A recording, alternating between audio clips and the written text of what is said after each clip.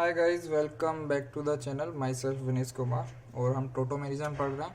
Last lecture में हमने type of tautomerism की बात करी थी और फिर हम बोले थे कि जो हम कीटो इनोल टोटोमेरिज्म है उसके बारे में डिटेल स्टडी करेंगे।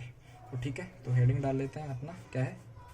कीटो enol tautomerism. Keto enol tautomerism का मतलब क्या है कि कीटो फॉर्म जो है हमारी वो इनोल फॉर्म में कन्वर्ट होगी। ठीक है, तो इसके लिए सबसे पहले मैं कुछ कंडीशंस की बात करता हूँ। एक कंडीशन तो पता ही होगी कि जो अपना -n ग्रुप है और उसके एडजेसेंट वाले कार्बन पे एक हाइड्रोजन होना चाहिए। तो सबसे पहले वही बात कर लेते हैं। देखो क्या क्या होना चाहिए अपना। ये C डबल बॉन्ड O है, कीटोन ग्रुप। यहाँ पे आगे कुछ भी हो सकता है। और इसके जो एडजेसेंट वाला कार्बन है उस पर अपन क्या, ये तो पहली बात तो ये sp3 होना चाहिए। क्या होना चाहिए? sp3। ठीक, और इस पे प्रेजेंट होना चाहिए एक हाइड्रोजन एटम। ठीक है, और फिर क्या होता है, ये वाला जो बॉन्ड है ये इस तरफ ब्रेक करता है ना, फिर और ये आगे ब्रेक कर जाता है और अपना फिर ये जो हाइड्रोजन है वापस से यहाँ पे अटैच होता है। शिफ्ट ऑफ हाइड्रोजन एटम अभी तक हम पढ़ ही रहे हैं उसको। ठीक, तो क्या बन जाएगा? देखो ये वाला बॉन्ड क्या हो जाएगा? Double single bond C, double bond C, single bond OH। ठीक है, तो ये कौन सी फॉर्म थी अपनी? कीटो। और ये कौन सी फॉर्म है अपनी? इनोल। इतनी बात सबको समझ में आ रही होगी। एक तो ये कंडीशन है, और जब एडजेसेंट कार्बन पे ही क्या हो अपना हाइड्रोजन। ये -m ग्रुप है, -m ग्रुप के एडजेसेंट हाइड्रोजन पे ही, एडजेसेंट कार्बन पे ही क्या हो? Hydrogen group. दूसरी कंडीशन क्या हो सकती है अपनी? दूसरी कंडीशन ये होती है कि अगर एडजेसेंट पे नहीं है, एडजेसेंट पे नहीं है, डिस्टेंट पे है, डिस्टेंट पे भी वो कार्बन के साथ हाइड्रोजन होना चाहिए जो रेजोनेंस में हो। किस में हो? कॉन्जुगेशन में हो, जो साथ में। जैसे थोड़ा सा कॉम्प्लिकेट हो गया, मैं एक एग्जांपल लेता हूँ कुछ इस तरीके से। मान लो ये अपना हाइड्रोजन है, यहाँ पे single bond CH, double bond CH, single bond C, double bond O। ठीक है, मान लो ये कंपाउंड है। अब देखो ये -m ग्रुप, इसके पास वाला एक कार्बन ये है, लेकिन ये sp3 नहीं है ना, ये sp3 नहीं है। तो क्या होगा? क्या इसमें हमारा टोटोमेरिज्म नहीं होगा? ऐसा नहीं है। देखो होता क्या है, हम देखते हैं उसके अगला वाला है ना। अब देखो यहाँ पे डबल सिंगल, अगर इसको मैं हटा देता हूँ तो यहाँ पे क्या आएगा? Negative charge. मैंने बोला था कार्बन आयन बनता है। अब यहाँ पे जो कार्बन आयन बनेगा, क्या वो इसके साथ कॉन्जुगेशन में है? बिल्कुल कॉन्जुगेशन में। कैसे है? क्योंकि पाई सिग्मा अपना नेगेटिव चार्ज। तो ये क्या है? कॉन्जुगेशन है। तो इस टाइप का अगर हमारा कॉन्जुगेशन प्रेजेंट है तो हम उसमें भी अपन क्या कर सकते हैं? टोटोमेरिज्म शो कर सकते हैं। ठीक है, तो देखो होगा क्या, ये वाला बॉन्ड ब्रेक करेगा, यहाँ पे टूटेगा। फिर ऐसे ही ये वाला बॉन्ड इस साइड ब्रेक करेगा और ये वाला बॉन्ड इस साइड ब्रेक करेगा। फिर ये जो हाइड्रोजन है वो यहाँ पे अटैक करेगा। तो अपना क्या बन जाएगा? देखो ये जो बॉन्ड है वो बन जाएगा double bond CH, single bond CH, double bond C, single bond OH, है ना। ये जो सिंगल बॉन्ड थे वो डबल बॉन्ड बन गए और डबल वाला सिंगल बॉन्ड बन गया। तो ये क्या था अपना? कीटो। और ये क्या है अपना? इनोल। ठीक है, कीटो फॉर्म से इनोल फॉर्म में कन्वर्ट हो रहा है। अब देखो हम क्या करते हैं, कुछ एग्जांपल्स लेते हैं। और अब देखो, हाँ एक बात और, ये जो अपने हाइड्रोजन्स हैं, है ना, ये जो अपने हाइड्रोजन्स हैं इनको हम एक नया नाम देते हैं। इनको हम बोलते हैं इनोलाइजेबल हाइड्रोजन। ये और ये क्या बोलते हैं इनको? Enolisable hydrogen. ठीक है, इनोलाइजेबल हाइड्रोजन, ये भी और ये भी। समझे? क्योंकि ये कीटो फॉर्म को किस में फॉर्म कर रहे हैं, इन्हीं की वजह से क्या हो रहा है? कीटो फॉर्म इनोल फॉर्म में कन्वर्ट हो रहा है। अगर यहीं पे इनोलाइजेबल हाइड्रोजन नहीं होते तो टोटोमेरिज्म होता ही नहीं। समझे? तो इसलिए क्या बोलते हैं? Enolisable hydrogen. समझे बात को? बिल्कुल ठीक है। तो अब मैं क्या करूंगा, थोड़े बहुत एग्जाम्पल दूंगा और तुम लोगों को बताना है कि इसमें कितने इनोलाइजेबल हाइड्रोजन है। सबसे पहले बात करते हैं, इधर मैं स्ट्रक्चर लिख लेता हूँ, है ना, और इधर लिखूंगा मैं number of enolisable hydrogen, number of enolisable hydrogen. ठीक है, सबसे पहले स्ट्रक्चर है CH3 CH double bond O। अच्छा, इसमें देखो C double bond O group ये रहा, उसके एडजेसेंट कार्बन ये रहा, और उस पर कितने हाइड्रोजन है? 3। तो इनोलाइजेबल हाइड्रोजन कितने हो गए? 3। समझ में आती है बात?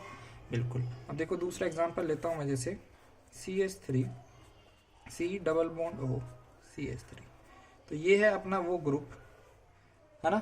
ये अपना वो -m वाला ग्रुप है। अब उसके एडजेसेंट वाले 2 कार्बन है, एक इस साइड और एक इस साइड। अब दोनों पे इधर 3H है, इधर 3H है, तो total number of enolisable hydrogen कितने हो जाएंगे? 6। समझ में आती बात। फिर अपना तीसरा बात करते हैं। तीसरा क्या है? ये single bond C double bond OH, हाँ बेंजल्डिहाइड हो गया। ठीक है, अब इसमें बताओ कितने इनोलाइजेबल हाइड्रोजन होंगे। देखो यहाँ पे थोड़े बहुत बच्चे क्या हो जाते हैं, कंफ्यूज हो जाते हैं। कैसे? देखो अगर मैं बात करूं तो ये अपना क्या हो गया, -m ग्रुप है ना। -m ग्रुप के एडजेसेंट वाला कार्बन है, उस पर कितने हाइड्रोजन होंगे? 1, है ना। तो मोस्ट ऑफ द बच्चे क्या करते हैं, चलो यहाँ पे कि एक इनोलाइजेबल हाइड्रोजन है, लेकिन ऐसा नहीं है। मैंने डेफिनेशन में क्या बताया था कि ये जो कार्बन है वो क्या होना चाहिए? sp3, है ना, sp3 होना चाहिए। लेकिन ये वाला कार्बन तो sp3 नहीं है। हाइब्रिडाइजेशन क्या है इसका? अगर मैं इसको बॉन्ड में मैं बनाऊं तो कुछ इस तरीके से ना होगा, ये डबल सिंगल डबल, तो डबल बॉन्डेड कार्बन है, क्या होगा? sp2। तो इसमें कोई भी इनोलाइजेबल हाइड्रोजन नहीं होगा, इस आंसर विल बी 0। समझ में आती है बात। नेक्स्ट चलो नेक्स्ट एग्जांपल देखते हैं। 4th है अपना CH3 single bond CH double bond CH single bond C double bond O single bond phenyl. ठीक, ये अपना एग्जाम्पल है। इसमें ये स्ट्रक्चर है, इसमें अपने को बताना है। इसमें बताना है कि कितने इनोलाइजेबल हाइड्रोजन है। वैसे मैं इससे रिलेटेड तुमको अभी कंडीशन 2 में बात कर रहा था तो दिखाया था, फिर भी तुम लोग ट्राई करो वीडियो को पॉज करके कि कितने इनोलाइजेबल हाइड्रोजन हो सकते हैं। देखो C डबल बॉन्ड O, ये क्या है? अपना -m ग्रुप है। ठीक है, ये अपना -m ग्रुप है। अब देखो इसके जो एडजेसेंट वाला कार्बन है, अब वो तो sp3 हाइब्रिडाइज नहीं है, लेकिन अब हम अगर मैं यहाँ पे देखूं, अगर मैं इसको ऐसे लिख दूं CH2H, ठीक है, CH2H लिखता हूँ इसको, तो पाई सिग्मा, अगर इसको तोड़ेंगे तो यहाँ पे आएगा minus charge, it will be in conjugation. तो ये ऐसे कितने हाइड्रोजन है यहाँ पे? 2 ये रहे और 1 ये, 3। तो total number of enolisable hydrogen कितने हो जाएंगे? 3। समझ में आती है बात? बिल्कुल सही। अब देखो नेक्स्ट करते हैं हम, ठीक है।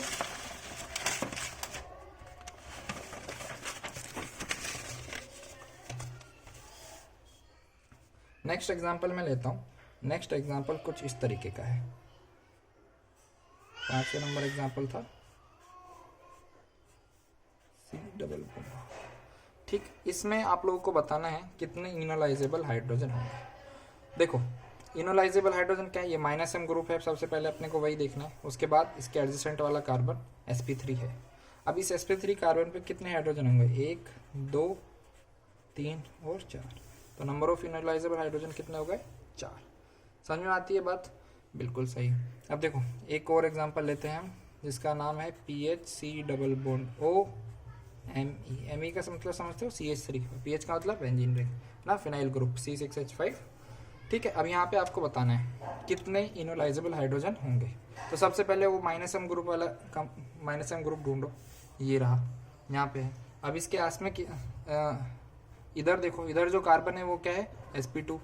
अब ये Me क्या है? CH3, तो ये क्या हो जाएगा? sp3। और इस पर कितने हाइड्रोजन रहते हैं? 3। तो ये हो गया इनोलाइजेबल हाइड्रोजन 3। ठीक है, नेक्स्ट एग्जांपल अगर मैं लूँ तो इस तरीके से कुछ होगा। देखो double bond O double bond O double bond H और H। ठीक है, अब बताओ कितने इनोलाइजेबल हाइड्रोजन हैं यहाँ पर। देखो फिर से वही देखना है तुम्हें। सबसे पहले क्या करना है? -m ग्रुप, ये रहा -m ग्रुप है यहाँ पर। अब देखो इसके पास वाला कार्बन sp2 है। अब यहाँ पे देखो अगला कार्बन ये रहा, कॉन्जुगेशन में आ रहा है क्या? पाई सिग्मा, अगर इसको तोड़ते हैं तो माइनस आ जाएगा और कॉन्जुगेशन में हो जाएगा। तो जो कॉन्जुगेशन में हाइड्रोजन रहते हैं उनको भी अपन क्या कहते हैं? इनोलाइजेबल हाइड्रोजन रहते हैं। और कितने हाइड्रोजन है? 2। तो 2 इनोलाइजेबल हाइड्रोजन। ठीक है, समझ में आती है बात? बिल्कुल। अब देखो नेक्स्ट इसी टाइप का है कुछ, कि अपना यहाँ पर कुछ ये है डबल बॉन्ड O और डबल बॉन्ड। अब बताओ कितने इनोलाइजेबल हाइड्रोजन होंगे इस केस में। सोचो थोड़ा सा, वीडियो को पॉज करके सोचो थोड़ा सा और फिर बताओ। अच्छा ठीक है, देखो देखो हो क्या रहा है हमारा। सबसे पहले माइनस एम ग्रुप को हम कर लेते हैं, ये रहा और एक ये रहा, दो माइनस एम ग्रुप है यहाँ पे। दोनों के एडजस्टेंट वाला कार्बन ये रहा, इस पर कितने हाइड्रोजन है, 1 2। इसके एडजस्टेंट वाला कार्बन ये भी है और इसके एडजस्टेंट वाला कार्बन ये भी है। तो टोटल कितने हाइड्रोजन हो गए, एडजस्टेंट वाले कितने हाइड्रोजन हो गए, 6।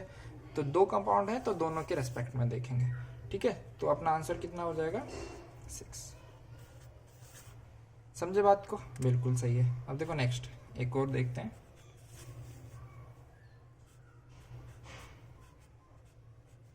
डबल बॉन्ड O और डबल बॉन्ड, यहाँ पे देखो माइनस एम ग्रुप है, ये रहा अपना माइनस एम ग्रुप, ये रहा अपना दो माइनस एम ग्रुप है। लेकिन कहीं पे इसमें अपने को इनोलाइजेबल हाइड्रोजन दिख रहा है, कोई कार्बन sp3 हाइब्रिडाइज ही नहीं दिख रहा मेरे को। ये जो एडजेसेंट है ये क्या है, sp2, ये भी क्या है, sp2। अगर कोई कार्बन ही sp3 हाइब्रिडाइज नहीं है तो उस पर इनोलाइजेबल हाइड्रोजन कहाँ से आएगा, तो कुछ नहीं आएगा, 0। ठीक है, समझ में आती है बात, बिल्कुल सही। ठीक है, अब देखो एक और एग्जांपल करते हैं, लास्ट एग्जांपल कुछ इस तरीके से। ये क्या हो जाएगा, मैं क्या करता हूँ, एक ग्रुप लेता हूँ और ये C डबल बॉन्ड O ये है और यहाँ पर भी एक ग्रुप लगा हुआ है। ठीक है, ये CH3। ठीक है, ये है कंपाउंड। अब मेरे को इसमें इनोलाइजेबल हाइड्रोजन ढूंढने हैं, तो सबसे पहले माइनस एम ग्रुप के ऊपर गोला कर लो। अब इसके आसपास वाले कार्बन देखो जो sp3 हाइब्रिडाइज है, एडजेसेंट कार्बन है ना, एडजेसेंट कार्बन 2 हैं जो sp3 हाइब्रिडाइज हैं। अब इस पे कितने हाइड्रोजन होंगे, 1 2 3, तो से तो बॉन्ड बनाया हुआ है ना, 3 से तो बॉन्ड बनाया, तो यहाँ पे सिर्फ 1 हाइड्रोजन है। यहाँ पे देखो इस कार्बन के पास 1 2 3 4, तो चारों बॉन्ड हैं, मतलब बने हुए हैं, कोई हाइड्रोजन होगा ही नहीं, तो इसलिए इनोलाइजेबल हाइड्रोजन सिर्फ 1 होगा और वो भी ये वाला। ठीक है, तो ये जो है हमारे, तो क्या है, कीटो इनोल टोटोमेरिज्म की हमने शुरुआत की थी। अभी मैं सिर्फ इनोलाइजेबल हाइड्रोजन की बात कर रहा हूँ। ठीक है, मैंने थोड़े बहुत एग्जांपल दिखाए हैं कि किस तरीके से इनोलाइजेबल हाइड्रोजन हम ढूंढ सकते हैं। जब मैं नेक्स्ट लेक्चर की बात करूँगा तो उसमें टोटोमेरिज्म की मैकेनिज्म देखेंगे हम। थोड़ा सा हमने पहले देखा था कि बेस कैसे रिएक्ट करता है, फिर हाइड्रोजन शिफ्ट करता है, तो वही चीज़ है, आप थोड़ा अच्छे से देखेंगे। ठीक है, तो इस वीडियो में इतना ही रखते हैं। ओके।